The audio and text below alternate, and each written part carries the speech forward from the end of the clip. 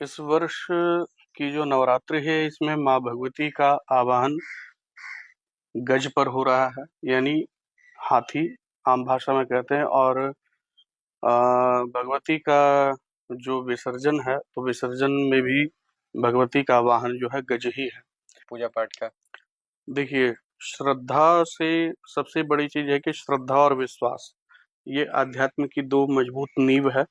और श्रद्धा और विश्वास से कोई भी कार्य किया जाए तो वो निस्संदेह सफल होता है। 22 सितंबर के दिन सुबह 5:40 से लेकर के 7:42 जो पंचांग का दिया हुआ है, यानी कि प्रातःकाल 7:52 तक है। सुबह 5:40 से 7:52 तक कन्या लग्न है। और कन्या लग्न में भगवती का कलश स्थापन शुभ है, श्रेष्ठ है। दूसरा जो मुहूर्त है वह अभिजित मुहूर्त है, जो सदैव से श्रेष्ठ माना जाता है। और अभिजित मुहूर्त का जो काल है, यह पंचांग ऋषिकेश पंचांग के अनुसार सुबह में 11:33 से लेकर के 12:23 तक है। तो इन दो मुहूर्तों में कलश स्थापन कर सकते हैं। शनिवार को उदय तिथि में पंचमी है, लेकिन सुबह 8:45 के बाद षष्ठी तिथि का प्रवेश हो रहा है। और शनिवार की शाम यानी कि 27 सितंबर 2025 को सायंकाल यानी प्रदोष काल प्राप्त होने पर बिल्ववर्ण करना उचित रहेगा, श्रेष्ठ रहेगा। जोहार, नमस्कार, प्रणाम। मैं आनंद आप सभी का स्वागत करता हूँ। ये जो महीना है नवरात्रि का भी आगमन होने वाला है। 22 तारीख से कलश स्थापना है। कल अमावस्या है। अमावस्या बोला जाए तो नवरात्रि का संझत है कल से। और बहुत लोग पूरे धूमधाम से इस नवरात्रि में अपने घर में कलश स्थापना भी करते हैं और माँ दुर्गा की आराधना करते हैं। इसी बीच आज हमारे साथ खास बातचीत के लिए जुड़े हुए जैना मोड़ जो श्री श्री दुर्गा पूजा सार्वजनिक दुर्गा पूजा सेवा समिति है, उनके आचार्य आलोक उपाध्याय जी। आइए जानते हैं उनसे कि इस बार का जो नवरात्रि है माँ दुर्गा का आगमन कैसे हो रहा है, तिथि की क्या क्या कैसे कैसे तिथि की पूजा होगी, किस किस दिन किस तिथि की पूजा होगी। आइए उनसे बहुत सारी चीजें जानते हैं और नवरात्रि को लेकर क्या क्या उपाय होंगे और कैसे पूजा अर्चना किया जाए उनसे बातचीत करते हैं। पहले तो बाबा आपका बहुत बहुत स्वागत है। धन्यवाद, नमस्कार। इस बार जो नवरात्रि है वो माँ दुर्गा का आगमन कैसे हो रहा है? इस वर्ष की जो नवरात्रि है इसमें माँ भगवती का आवाहन गज पर हो रहा है, यानी हाथी आम भाषा में कहते हैं। और भगवती का जो विसर्जन है तो विसर्जन में भी भगवती का वाहन जो है गज ही है। और ये बहुत शुभ है, श्रेष्ठ है। और गज का वाहन से वृष्टि यानी कि वर्षा बहुत ज्यादा होती है, जो खेती गृहस्थी के कार्यों के लिए बहुत उपयुक्त और जरूरी होता है। और कई वर्षों के बाद ऐसा संयोग इस वर्ष हो रहा है कि नवरात्र में तिथि की वृद्धि हुई है। पिछले कई वर्षों से हम लोग देख रहे थे कि नवरात्र जो है 9 दिन की जगह 8 ही दिन का हो रहा था। ठीक है, कई कई बार दो दो तिथि का क्षय हो रहा था, परंतु कई वर्षों के बाद ऐसा संयोग इस बार जुटा है कि तिथि में वृद्धि हुई है। और ये लगभग लगभग अगर पूरा व्रत या पूरा त्योहार देखे तो 11 दिनों का लगभग चला जा रहा है। और इस बार जो नवरात्र है ये एक दिन की वृद्धि हुई है, यानी कि इस वर्ष 22 सितंबर से नवरात्र प्रारंभ हो रहा है और 2 अक्टूबर को दशमी तिथि प्राप्त हो रही है। तो इस तरह से लगभग 10 दिन का 11 दिन का यह पर्व जो है हो रहा जैसे जो लोग घर पे कलश की स्थापना करते हैं और दुर्गा पाठ खुद से स्वयं करते हैं है जी। और किसी ब्राह्मण से पूजा न करवा के वो खुद से पूजा पाठ करते हैं, तो उनके लिए किस तरह से क्या करना चाहिए, कि क्या उपाय रखना चाहिए पूजा पाठ का? देखिए, श्रद्धा से सबसे बड़ी चीज है कि श्रद्धा और विश्वास ये आध्यात्म की दो मजबूत नींव है। और श्रद्धा और विश्वास से कोई भी कार्य किया जाए तो वो निस्संदेह सफल होता है। ऐसे लोग जो किसी कारण से या जो भी कारण से ब्राह्मणों को नहीं बुला सकते हैं, वैसे लोगों के लिए इस वर्ष मैं कलश स्थापन का मुहूर्त बता देता हूँ कि 22 सितंबर के दिन सुबह 5:40 से लेकर के 7:42 जो पंचांग का दिया हुआ है, यानी कि प्रातःकाल 7:52 तक है। सुबह 5:40 से 7:52 तक कन्या लग्न है और कन्या लग्न में भगवती का कलश स्थापन शुभ है, श्रेष्ठ है। दूसरा जो मुहूर्त है वह अभिजित मुहूर्त है, जो सदैव से श्रेष्ठ माना जाता है। और अभिजित मुहूर्त का जो काल है, यह पंचांग ऋषिकेश पंचांग के अनुसार सुबह में 11:33 से लेकर के 12:23 तक है। तो इन दो मुहूर्तों में कलश स्थापन कर सकते हैं। पृथ्वी तत्व की जो राशियां हैं, तो पृथ्वी तत्व की राशि ज्योतिष के अनुसार वृष राशि, कन्या राशि और मकर राशि है। तो वृष लग्न, कन्या लग्न और मकर लग्न में कलश स्थापन कर सकते हैं। इसके अलावा जो श्रेष्ठ मुहूर्त है वह अभिजित मुहूर्त है, जिसमें प्रायः जितने भी दुर्गा पंडाल हैं उनमें ये प्राथमिकता दी जाती है कि अभिजित मुहूर्त में ही कलश स्थापन हो। और ऐसे लोग पाठ कैसे करें, तो गीता प्रेस गोरखपुर की एक किताब आती है दुर्गा सप्तशती नाम से। पाठ का जो क्रम है वो उसमें विस्तृत रूप से दिया हुआ है। थोड़े में मैं बता देता हूँ कि वैसे लोग उसमें 13 अध्याय हैं और लगभग 700 श्लोक हो दुर्गा सप्तशती में आते हैं।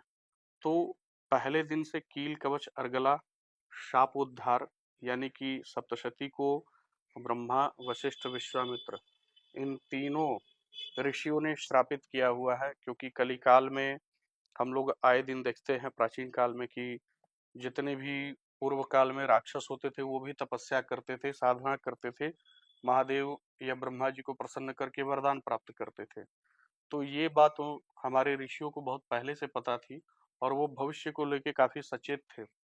तो उन्होंने इन चीजों को श्रापित किया हुआ है और बिना शापोद्धार किए नवरात्र के किसी भी पाठ को करेंगे तो वो फलीभूत नहीं होता है। कारण ये है कि यह बात कुछ जो दुर्जन व्यक्ति हैं, जो गलत मानसिकता के व्यक्ति हैं, वह शक्ति प्राप्त करके समाज का सदैव से दोहन करते आए हैं। इसका बहुत सा उदाहरण इतिहास में सबको व्याप्त है और ज्ञात भी है। तो ऐसे सज्जन लोगों को कील कवच अर्गला शापोद्धार अवश्य करना चाहिए।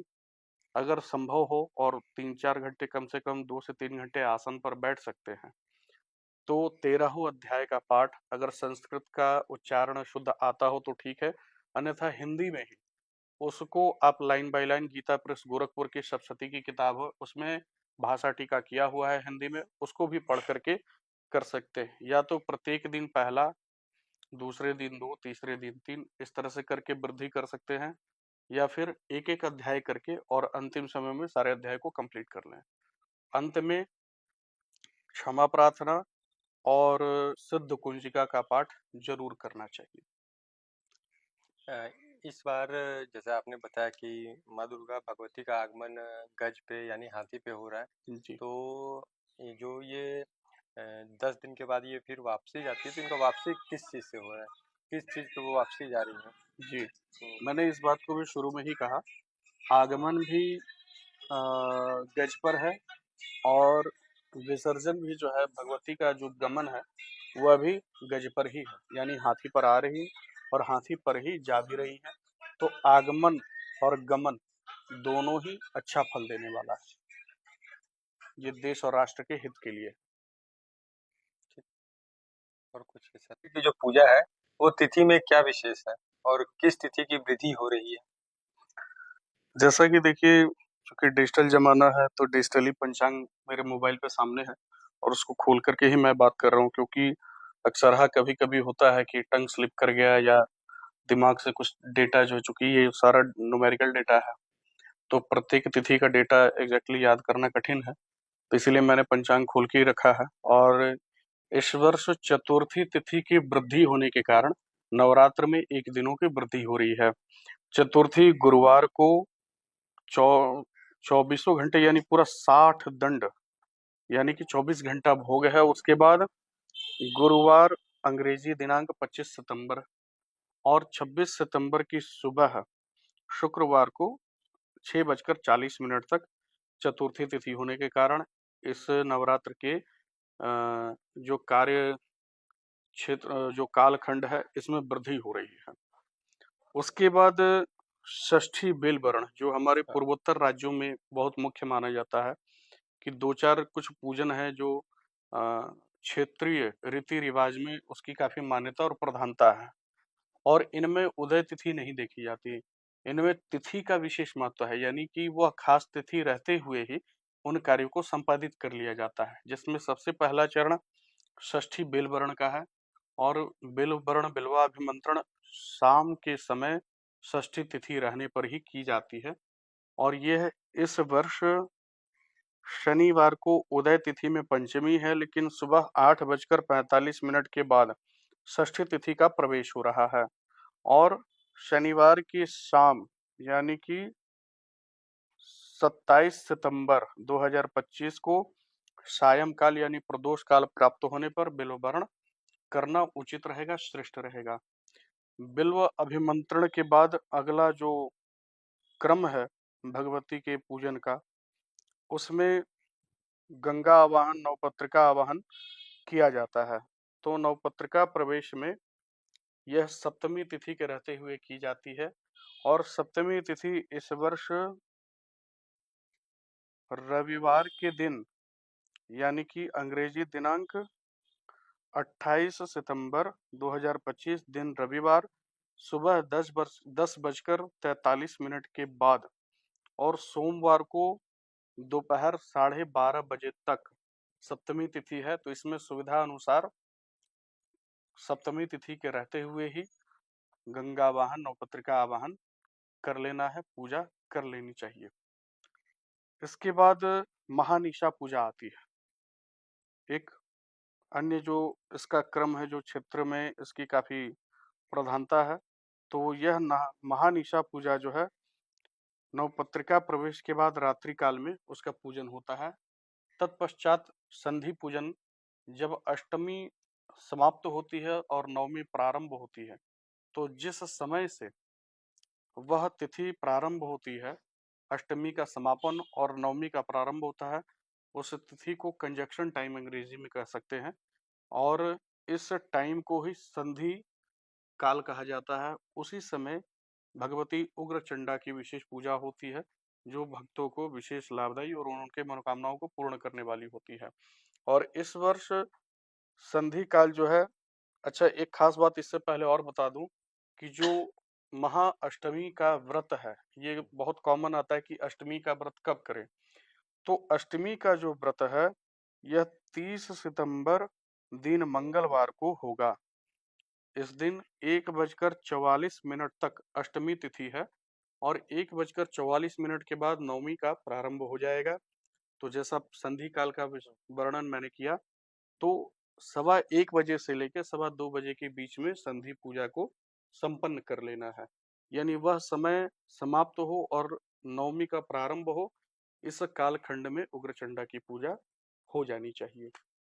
अ, जैसा कि अभी आपने बताया कि 1:44 के बाद से नवमी का नवमी प्रवेश कर जा रही है, जी तो अष्टमी का जो तिथि है वो 1:43 तक की है, 1:44 तक। 44 मिनट तक। और 1:45 से मानते हैं कि 1:44 के बाद नवमी पूजा सभी को शुरुआत कर रहे हैं। जी हाँ हाँ, लेकिन अष्टमी का जो पारण है वो अगले दिन यानी बुधवार को 1 अक्टूबर को अष्टमी का पारण होगा। अच्छा, ये जो पारण होगा वो दूसरे दिन होगा। हाँ, अच्छा एक बात और भी है कि बहुत से लोग ये भी प्रश्न करते हैं कि नवमी का हवन कब करें। हाँ। बहुत से लोग बार बार इन चीजों में कंफ्यूज होते हैं। तो नवमी तिथि के रहते ही हवन हो जाना चाहिए। नवरात्र का हवन दशमी में नहीं होता है, नवमी समाप्त होने तक में हवन समाप्त हो जाना चाहिए। और इस वर्ष नवमी तिथि बुधवार 1 अक्टूबर 2025 को दोपहर के 2:36 तक है। तो जितने भी अपने दर्शक हैं उन लोगों को मैं बता दूं कि दोपहर के 2:36 से पहले बुधवार के दिन 1 अक्टूबर 2025 दिन बुधवार दोपहर 2:36 से पहले नवमी का हवन संपन्न कर लें। और नवरात्र का जो व्रत का पारण है वह 2 अक्टूबर को सुबह 6:15 के बाद यानी कि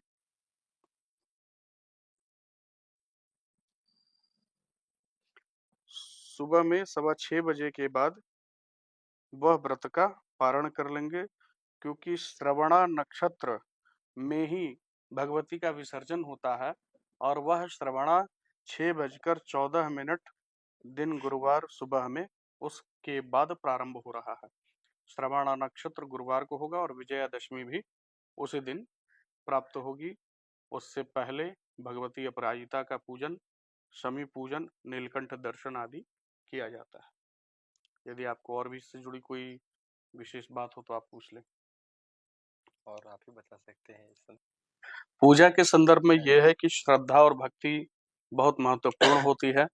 पूजा, कोई भी पूजा हो, उपासना हो, साधना हो, इसके 3 क्रम है, सत, रज, तम, यानी सात्विक प्रकृति, राजसी प्रकृति और तामसी प्रकृति के अनुसार जिसकी जो प्रकृति होती है उसके अनुसार पूजन करते हैं। 9 देवियां, 3-3 देवी 3-3 गुणों का प्रतिनिधित्व करती हैं। 3 देवी सात्विक प्रकृति में है, 3 देवी राजसी प्रकृति में है और 3 देवियां तामसिक प्रकृति की हैं। तो गृहस्थों के लिए सदैव से सात्विक पूजन, राजसी पूजन कल्याणकारी होता है, शुभ होता है, श्रेष्ठ होता है। तामसिक पूजा में कुछ तंत्र विधाएं होती हैं, जिनके लिए, जैसे कोई एक इंसान है जो बिजली के खंभे पे चढ़ता है, तो अगर वो अच्छे से प्रशिक्षण उसने नहीं पाया तो वो तारों से छेड़छाड़ करेगा तो उसे झटका लगेगा, जान जाने का खतरा होता है। तो तामसिक प्रक्रियाओं की जो पूजा पद्धति है वो तंत्र विधा से जब तक कुछ लोग पारंगत नहीं हो तो उन चीजों को छेड़ना नहीं चाहिए, इसको गोपनीय रहने देना ही श्रेष्ठ होता है और उतने से ही हमारा कार्य बन जाए तो उन चीजों में विशेष ध्यान लगाने की आवश्यकता नहीं है। हालांकि कलिकाल में तंत्र का बहुत प्रभाव है, लेकिन गृहस्थों को सात्विक और राजसी पूजा ही हर प्रकार से कल्याणकारी होती है।